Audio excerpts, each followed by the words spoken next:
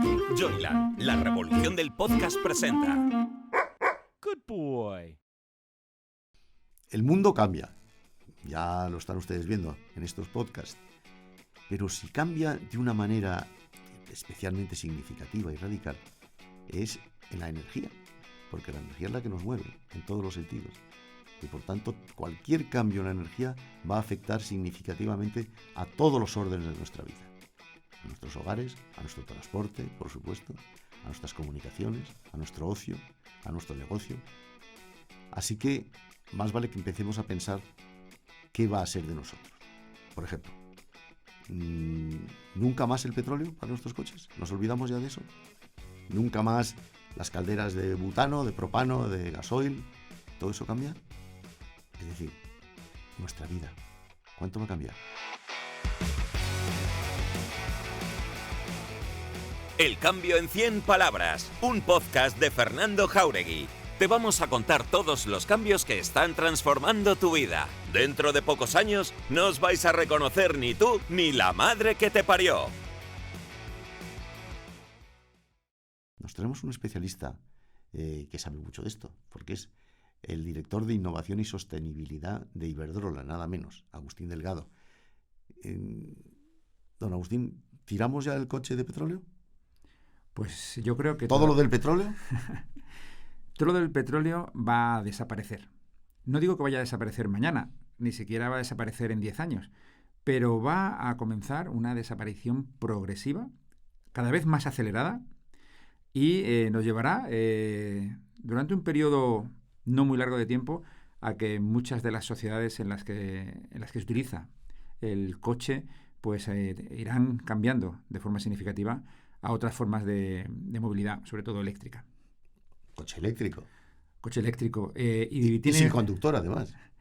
Bueno, son dos cosas distintas y complementarias. Por un lado, el coche eléctrico, el combustible que utilizamos nosotros en la movilidad. ¿Por qué el coche eléctrico tiene sentido?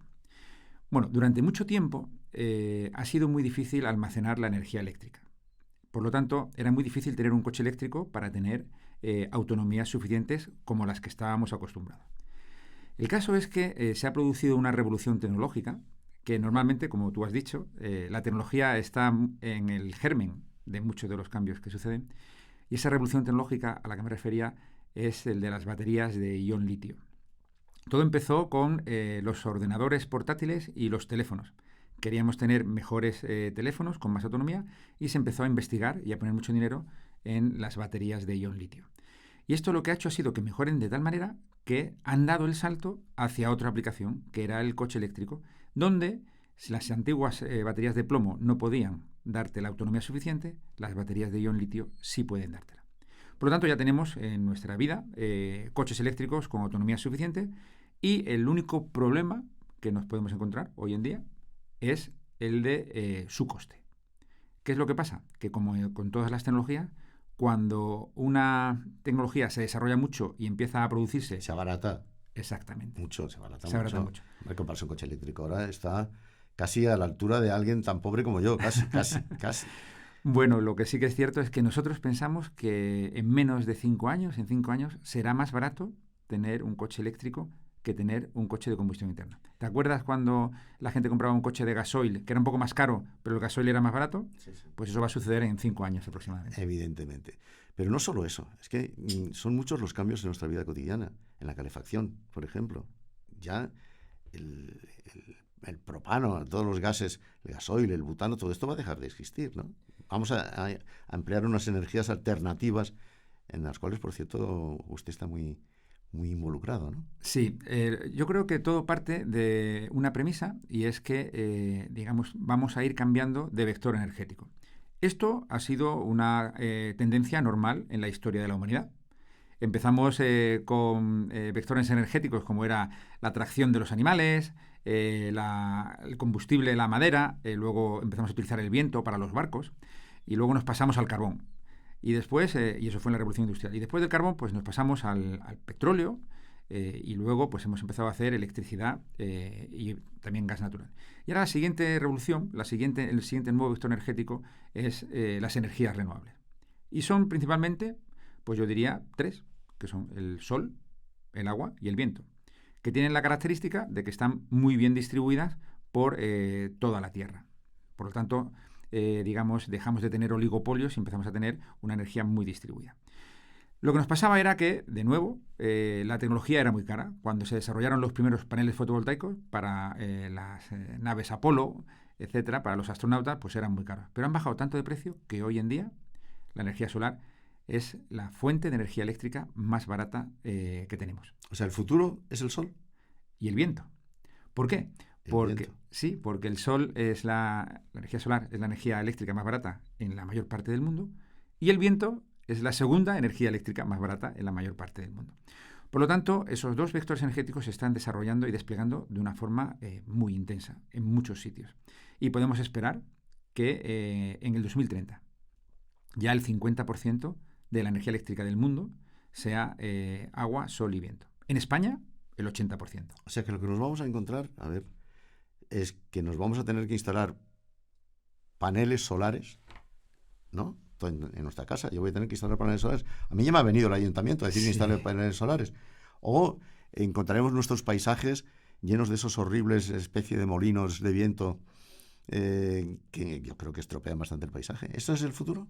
Sí, es verdad que las energías renovables tienen impacto visual en aquellos sitios donde se colocan, y eso creo que es una cosa que la industria pues lo está gestionando. Lo que también es cierto es que no hace falta ocupar mucho espacio para obtener la energía que necesitamos. En el caso de España en concreto, los porcentajes de ocupación de suelo son de tierras no forestales, no con alto valor ecológico, no con alto valor agrario, etcétera. Pues el porcentaje de ocupación es bajísimo, mucho menor del 1%. Por lo tanto, no pensemos que se van a llenar nuestros campos de sistemas de energía renovable. Va a ser una cosa muy limitada. La otra cosa que tenemos que pensar también es que todos esos sistemas que se puedan colocar, si en un futuro tenemos otra fuente de energía, los podemos fácilmente quitar. Por lo tanto, no es una ocupación del territorio, que ya te digo que es muy, muy limitada, que vaya a ser permanente, como pueden ser otro tipo de tecnología. Pero yo en mi casa, por ejemplo, voy a tener que instalar paneles solares si forzosamente. No, que va. Si quieres lo podrás instalar porque te venga bien, y si no, podrás obtenerlos de la red eléctrica. Porque la red eléctrica se va a convertir, entre comillas, como en las arterias y las venas del sistema energético. Ahora mismo tenemos, digamos, dos infraestructuras en paralelo, que son la infraestructura eléctrica y la infraestructura de petróleo y gas, las redes de gas, la red de petróleo. La red de gas y la red de petróleo va a ir desapareciendo con el paso del tiempo, y la infraestructura eléctrica será la que se quede, entre comillas, como dominante, por lo que te comentaba, porque las energías renovables son las más baratas, porque no contaminan y porque son, digamos, entre comillas, están disponibles. Nos ayuda a tener seguridad de suministro e independencia energética en muchos sitios. Todos los países podrán tener sus propias energías renovables. Y una vez que tengamos esa producción de energía, las podremos usar en nuestros usos diarios. Hablamos antes del coche, o en la calefacción, o en nuestras industrias. Por lo tanto, yo creo que es una oportunidad increíble para países como España, desde luego muy importante, para producir por primera vez nuestra energía, y luego para ofrecer a aquellas industrias y a aquellos clientes que quieran venir a España una energía barata que les haga más competitivos. ¿Habrá aviones eléctricos, por ejemplo? Bueno, ya existen algunos aviones eléctricos de pequeñas autonomías y con pocos pasajeros, pero lo cierto es que efectivamente la aplicación de los aviones es una aplicación que requiere de un combustible de mucha densidad energética. En este caso, las baterías no tienen tanta densidad energética para aviones, por ejemplo, de vuelos transatlánticos, y ahí lo que tendremos serán otro tipo de combustibles. Pueden ser biocombustibles o pueden ser también combustibles sintéticos, combustibles generados a partir de electricidad, de agua, hidrógeno y de CO2.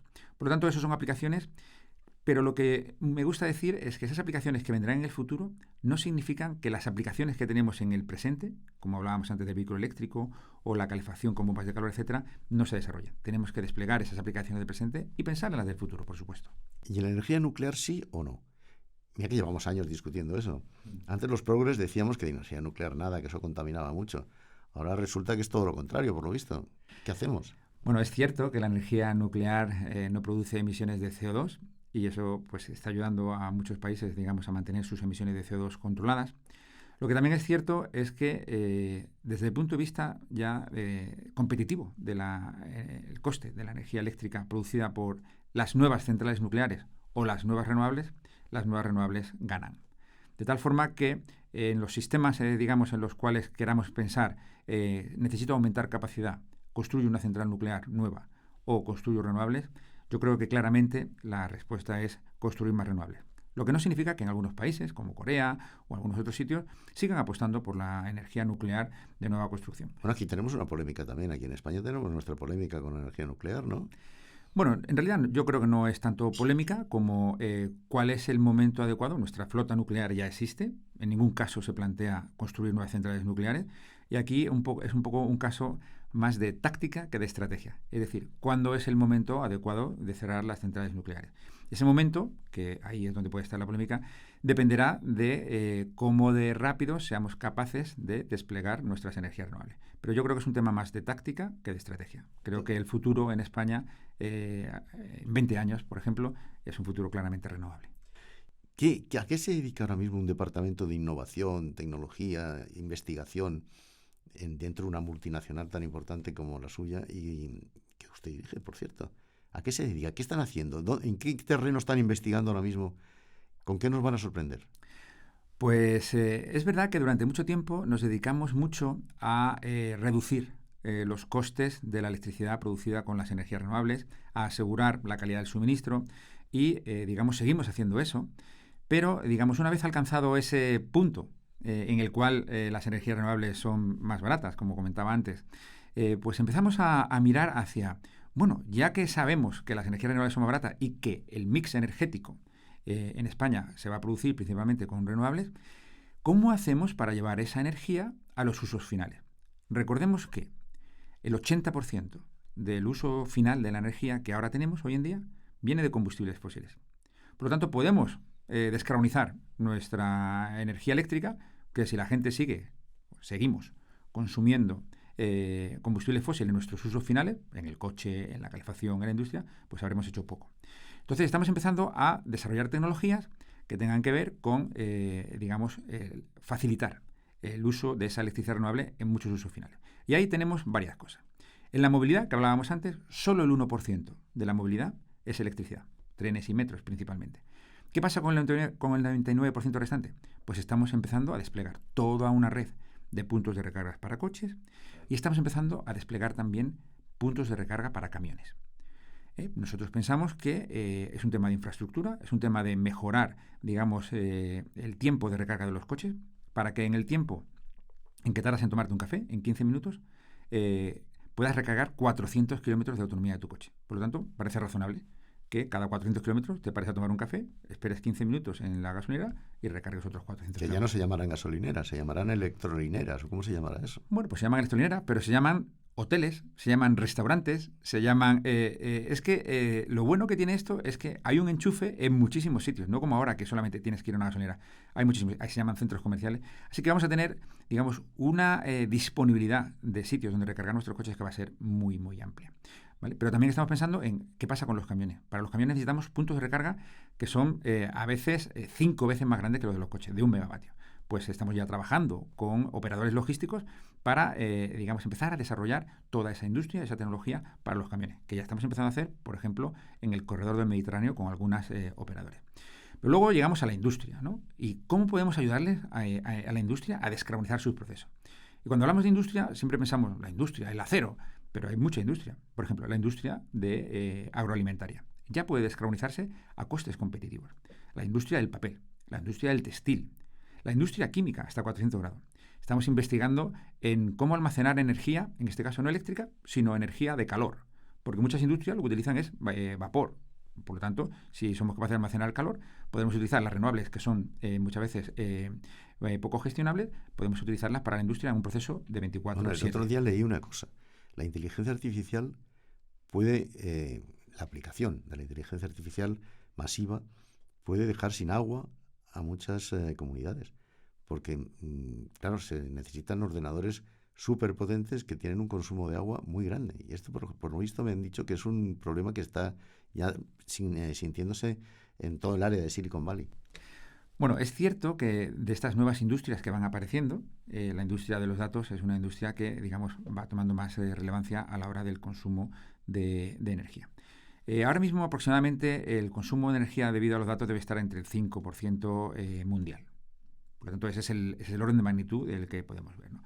El 5% mundial. En cuanto a lo que comentabas del uso de recursos para este tipo de tecnología, sí que es cierto que como podemos transportar los datos de una forma bastante eficaz a través de la fibra óptica, los cables de fibra óptica, los centros de datos se colocan normalmente en sitios donde existe el recurso y no tiene implicaciones para el medio ambiente. Pero bueno, como decía, aunque está creciendo, el consumo de energía para los centros de datos es el 5%. En contraposición, para el transporte es el 35%. Lo que van diciendo es que la inteligencia artificial lo que hará será demandar cada vez más consumo de datos, consumo de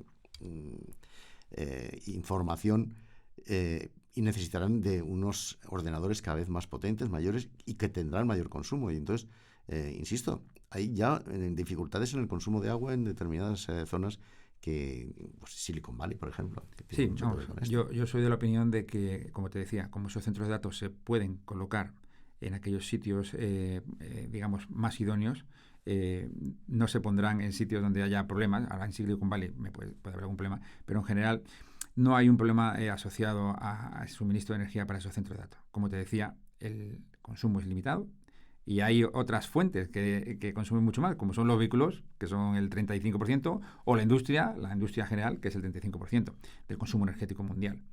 Por lo tanto, Fernando, quería decirte, muchas veces nos centramos en pequeños detalles que nos impiden ver, digamos, la magnitud del problema al que nos enfrentamos, que es la sustitución del 80% del consumo de energía de combustibles fósiles en el mundo. Y eso tiene que ver con la industria, tiene que ver con el transporte y tiene que ver con el residencial.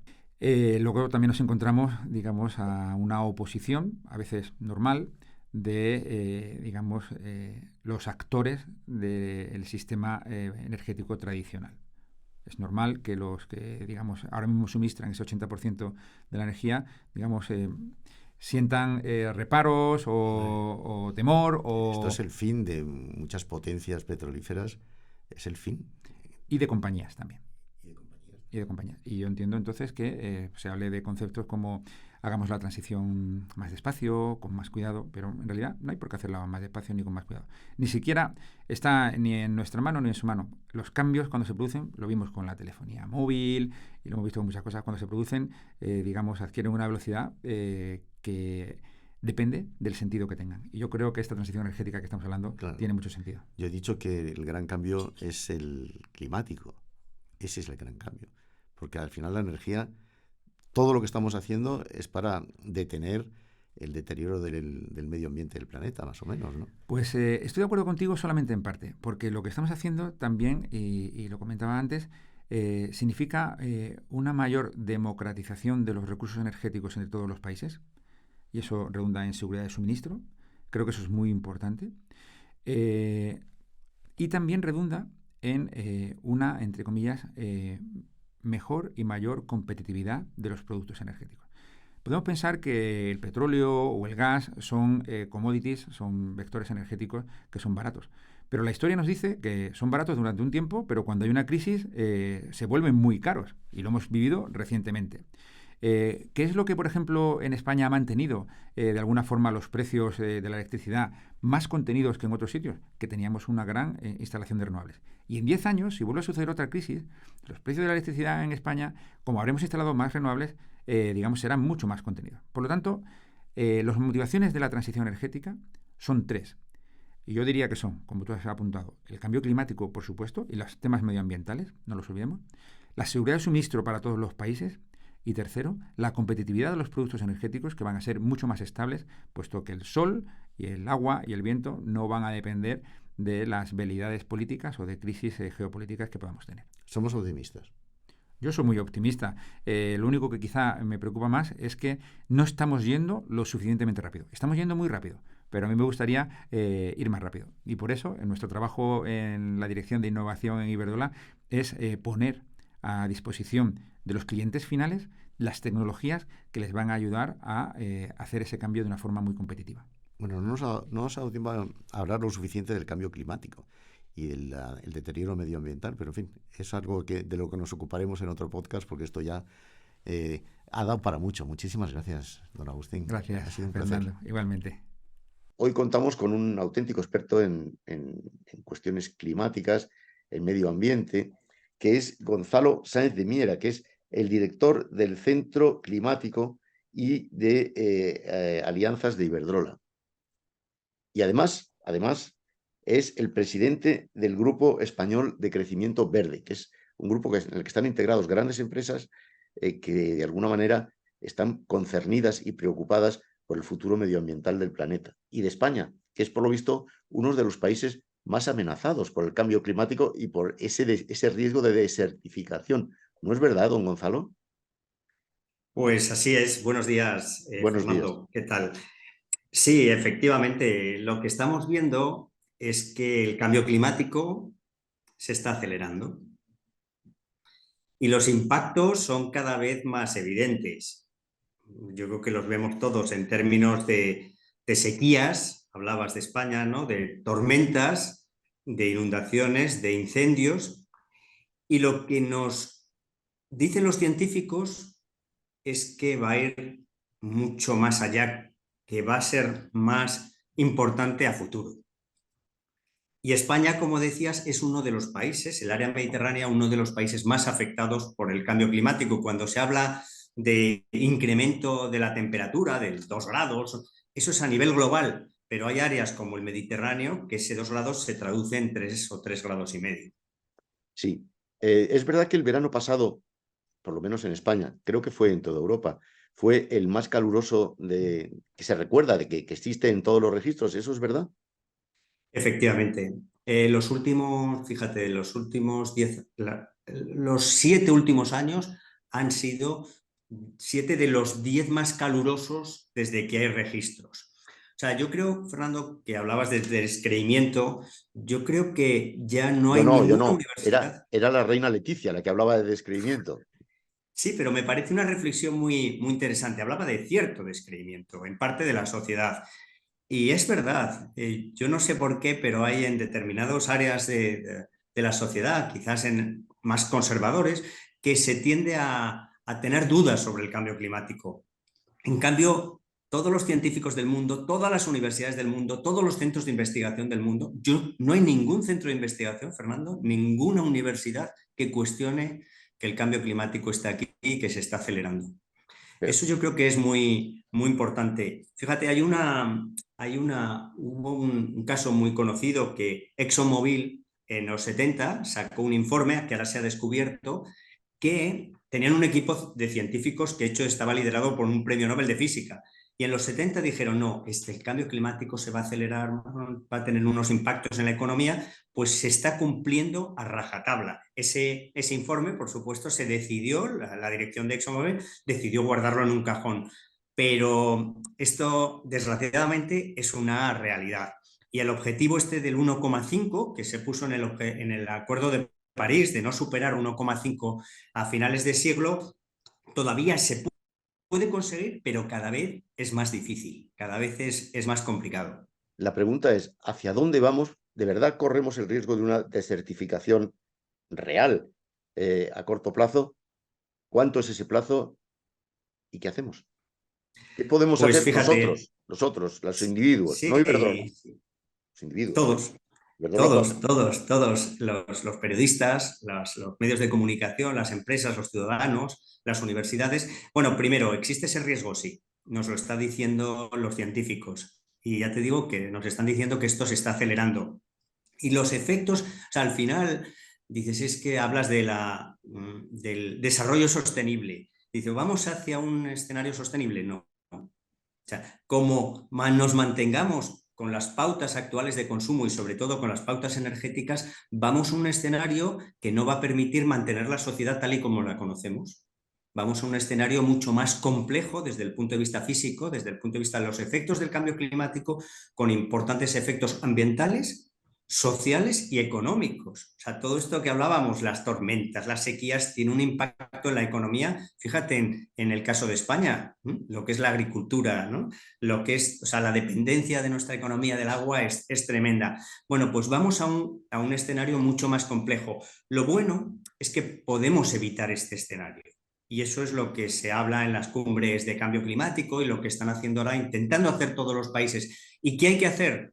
Fundamentalmente cambiar el modelo energético. ¿Por qué? Porque el 80% de las emisiones que provoca, que son la causa del cambio climático, provienen de un modelo energético basado en combustibles fósiles. ¿Qué es lo que provoca el cambio climático? ¿Y qué tenemos que hacer? Cambios profundos y rápidos para pasar de un escenario, de un modelo energético basado en fósiles, a un modelo energético más eficiente, que consuma menos energía y basado en energías renovables. O sea, y la Gonzalo, gran noticia aquí... Dime, sí. Fernando. No, perdón, que la culpa de todo la tiene el petróleo y el carbón. ¿Solo? El petróleo, el O la petróleo, el negligencia, carbón y el gas, o la negligencia de los seres humanos también. todo, todo. O sea, la cosa es que hemos tenido un modelo económico que lo hemos basado en combustibles fósiles. Eso tuvo su sentido hace décadas, pero lo que estamos viendo ya desde hace décadas es que esto está teniendo un impacto muy importante en el medio ambiente y en la economía. Y lo que tenemos que hacer es pasar de fósiles a renovables. Y eso hoy en día es posible. Fernando, es verdad que hay sectores complejos, pero yo creo que con las tecnologías que ya tenemos podemos reducir sensiblemente nuestra dependencia de fósiles. Y una cosa importante, el pasar de una economía basada en fósiles a una economía basada en renovables no solo va a ser bueno para el clima, para evitar los peores escenarios climáticos, sino que yo creo que va a tener unos cobeneficios muy relevantes, por ejemplo, para la economía europea. La economía europea tenemos una dependencia de los fósiles tremenda y eso afecta a nuestra seguridad europea y afecta a los precios y a la competitividad de nuestra economía. Si cambiamos de fósiles a renovables, vamos a reducir nuestra dependencia energética, vamos a tener una energía más competitiva, vamos a tener una industria más competitiva, vamos a reducir la contaminación del aire y la salud de los ciudadanos. En definitiva, yo creo que Europa es uno de los bloques económicos que se beneficia de este cambio de modelo económico de fósiles a renovables, que es bueno para el clima, pero también es bueno para la economía europea y en particular para la economía española. Bueno, advirtamos, este podcast es intemporal porque va a estar mucho tiempo en las redes, evidentemente, pero advirtamos de que cuando estamos hablando con Gonzalo, está ya con las maletas hechas para irse a Dubái, al COP28, que va a ser continuación de otras cumbres climáticas que tampoco es que hayan servido para mucho, porque es que mientras no haya un acuerdo entre las naciones, entre las principales naciones contaminantes, sobre todo, mientras no haya un acuerdo, aquí no hay nada que hacer, porque yo puedo mantener unas costumbres de higiene medioambiental y todos los que nos están escuchando, pero si las grandes naciones no se ponen de acuerdo, no hay nada que hacer, ¿no? ¿O no? Es complicado. Hay un acuerdo, que es el Acuerdo de París, donde todos los países del mundo Claro. se establecieron unas metas. Fernando, todos los bloques económicos del mundo ya han definido objetivos de descarbonización, de reducción de emisiones prácticamente total a 2050. Es verdad que el problema es avanzar y poner objetivos y acciones concretas a 2030. Pero se está avanzando y es verdad que los países van por un lado, las negociaciones entre países son complejas y son muy lentas, pero las empresas, por ejemplo, que vamos allí, estamos estableciendo alianzas para reducir nuestras emisiones. Y hay un interés creciente de la industria, Fernando, por descarbonizar esos procesos industriales, no solamente por cambio climático, que también, sino por reducir la dependencia energética, reducir los costes energéticos. Date cuenta que lo que se está hablando es al final de liderar la economía del futuro. Aquí hay oportunidades, pero también hay una competencia global. Y, por ejemplo, hay competencia entre países. Ahora mismo las políticas climáticas son políticas industriales.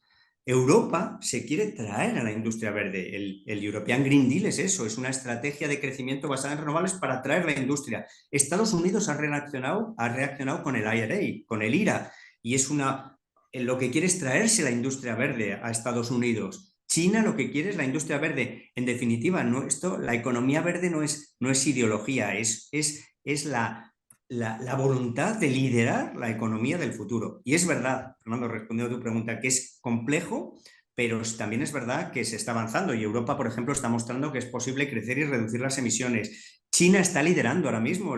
Es curioso, ¿no? El 60% de las renovables del mundo se producen en China. Estados Unidos está avanzando. En definitiva, hay una gran noticia, que es que las tecnologías verdes cada vez son más competitivas. Por tanto, vamos a la COP esperanzados y con la voluntad de llegar a acuerdos con otros para avanzar en esta dirección. Esto es un foro periodístico, los periodistas cuentan el cambio. Y a mí hay una cosa que siempre me ha inquietado. ¿Estamos de verdad informando en los medios de comunicación? ¿Estamos informando de manera eficaz sobre la necesidad de reducir las emisiones climáticas, sobre la necesidad de disciplinar un poco nuestras vidas en el sentido de que la sostenibilidad está ahí y nuestra supervivencia también? ¿Estamos informando bien los medios más allá de los tópicos, de los típicos tópicos de siempre?